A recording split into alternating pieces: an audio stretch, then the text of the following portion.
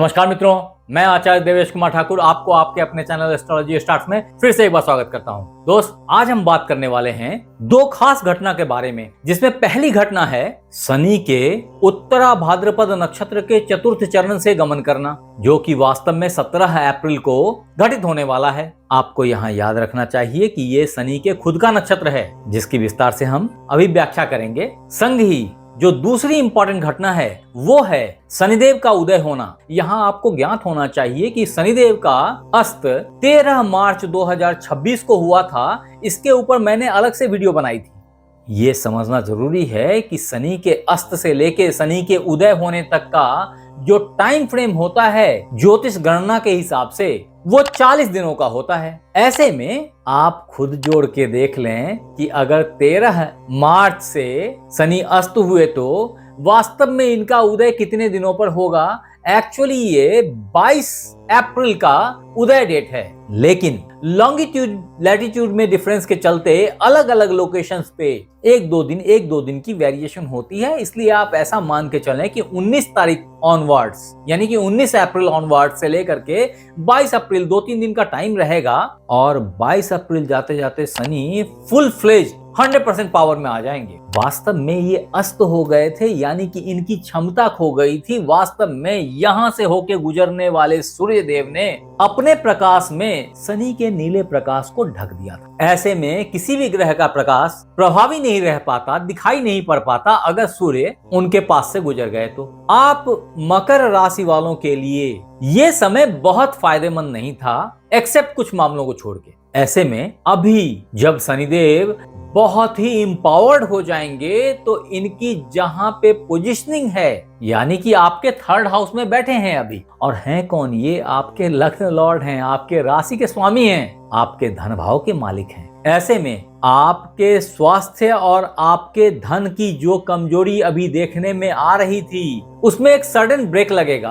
आपके आत्मविश्वास में वृद्धि होएगी, आपके स्वास्थ्य में उत्तरोत्तर सुधार होता चला जाएगा। संग ही जो पैसा रुका पड़ा था, उस पैसे का इनफ्लो स्टार्ट हो जाएगा। ऐसे में दोस्त, शनि का उदय होना एक तरीके से रुकी हुई जीवन रूपी बैटरी को फिर से एक चार्ज मिल गया, और आपकी ऊर्जा, आपकी सोच, आपकी व्यक्तित्व, आपका शरीर, ये सब संवरने लग गया। ये सब कुछ आप अभी देखेंगे। ये सारी घटना आपके साथ लगभग 1.5 से 2 महीने तक घटित होगी। उसके बाद शनिदेव रेवती नक्षत्र में प्रवेश कर जाएंगे और तदोपरांत वक्री हो जाएंगे। उसकी बातें अपन विस्तार से आगे करेंगे। अब यहाँ समझने वाली बात यह है कि इस वक्त शनिदेव जो आपके छोटे भाई बहनों, सक्सेस, पराक्रम, अड़ोसी पड़ोसी, आपके प्रेजेंटेशन, आपकी प्रेजेंटेबिलिटी, आपके इंटरव्यूज के हाउस में जाके बैठ गए हैं, वो इन सब चीजों को एम्पावर कर देंगे। ऐसे में अगर आपकी उम्र 40 साल से अधिक हो गई है तो हो सकता है छोटे भाई बहनों से थोड़ी खिंचाव बन जाए, थोड़ी डिस्टेंस बन जाए, लेकिन उनकी मदद से, उनके सहयोग से भी आप कई चीजें अभी सीखेंगे और आपके स्किल में भी जबरदस्त इनहैंसमेंट देखी जाएगी। ये याद रखें कि ये क्षमता, ये स्किल आपको कई बारी ऑकल्ट के तरफ खींचेगी और आपकी सोच में पराक्रम का उदय हो जाएगा। आपको ये याद रखना चाहिए कि जो शनि का नक्षत्र परिवर्तन है, यानी कि उत्तरा भाद्रपद नक्षत्र के चतुर्थ चरण से जब शनिदेव गुजरेंगे, तो उत्तरा भाद्रपद के चतुर्थ चरण, जो कि मीन राशि के नवमांश में गिरता है, का विशेष प्रभाव दिखाई पड़ेगा। और वो प्रभाव क्या है? वो प्रभाव आपके अंदर दिखने वाली सीरियसनेस है, आपकी मैच्योरिटी है। ऐसे में अगर आपकी उम्र अधिक हो गई है तो आप अपने भाई बहनों का ख्याल करेंगे। उनसे अगर संबंध सुधार लिया तो आपके भाग्य में जबरदस्त वृद्धि दिखाई पड़ेगी, आपके वाणी में गंभीरता आ जाएगी।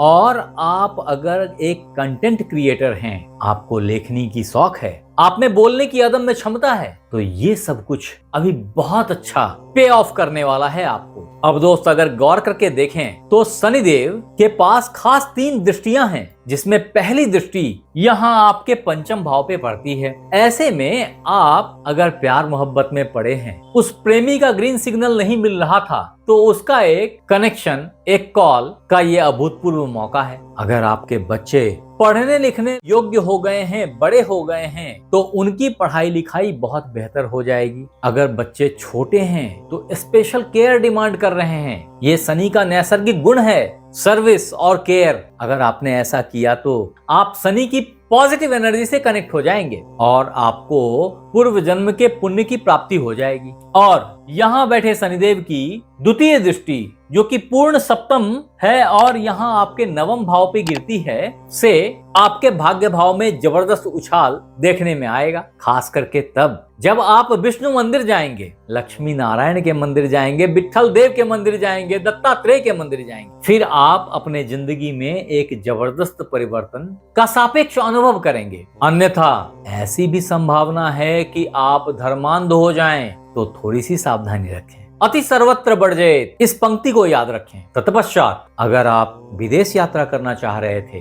धर्म स्थान की यात्राएं करना चाह रहे थे, बहुत ही शुभ टाइम है आपके लिए। हाँ, फिर भी ये जरूर कहूंगा कि अपने पिता के प्रति थोड़ी सी सावधानी, उनके स्वास्थ्य के प्रति थोड़ी सी सावधानी बनाए रखें। तदोपरांत यहाँ बैठे शनिदेव अपनी तृतीय पूर्ण दृष्टि से यहाँ आपके द्वादश भाव को देखेंगे। ऐसी स्थिति में नींद की कुछ समस्याएं हो सकती हैं, सुख में कुछ कमी हो सकती है, व्यय की अधिकता हो सकती है। अगर आप फॉरेन रिलेशंस में हैं, फॉरेन कनेक्शंस में हैं, तो ये बड़ा अच्छा टाइम है आपके इंपोर्ट एक्सपोर्ट के बिजनेस को ग्रो कराने का। अगर आप एमएनसी में जॉब सर्च कर रहे थे तो उसके लिए भी ये बड़ा लाजवाब टाइम है। विदेश जाने के इच्छुक मित्र बंधुओं के लिए बहुत ही अच्छा मौका है, बहुत रेयर आता है जिंदगी में। ये याद रखेंगे कि शनि अभी जहां बैठे हैं वो one of the best placement है शनि की, और ऐसे में आपने अगर चाह लिया तो हर चीज आप प्राप्त कर सकते हैं। जो दो खास मंत्र है शनि को बेहतर करने का, वो है कि अपने आप को डायनेमिक बनाए रखें, सुस्त ना होने दें और शुष्क ना होने दें, यानी कि रूखी बातें लोगों से ना करें। ऐसी कोई भी बात ना करें जो दुखी कर देने वाली बात हो। उतना ही नहीं है दोस्त, वास्तव में शनिदेव का ये प्लेसमेंट आपके लिए slow study wins the race का एक बहुत अच्छा सुयोग क्रिएट कर रहा है, भाग्य को बहुत बेहतर बना रहा है, जो कि लॉन्ग रन में आपको दिखाई पड़ेगा। धन के अच्छे मार्ग खुल जाएंगे, लाभ की अच्छी प्राप्ति होगी, ये सब कुछ यहाँ बैठे शनिदेव देते हैं। फिर भी अगर आपको कभी ऐसा लगे कि शनिदेव आपके पक्ष में नहीं है, जितनी बातें मैंने कही उसका बेनिफिट आपको नहीं मिल रहा है, तो इसका मतलब ये हो सकता है कि शनि आपके जन्म पत्रिका में खराब बैठे हुए हों। मुझे नहीं पता कि उनकी पोजीशन एक्चुअली क्या है। अगर आपको याद है तो यहाँ लिखिए, मेरे पास में कुछ समय रहा तो मैं शायद कुछ जवाब दे पाऊं। जय शनिदेव। हाँ, आगे की बात ये जरूर है कि फिर भी अगर आपको दिक्कत हो तो आपके लिए कुछ रामबाण उपाय बता रहा हूं, जिसमें पहला है कि सम्मी के पौधे में सरसों के तेल का दिया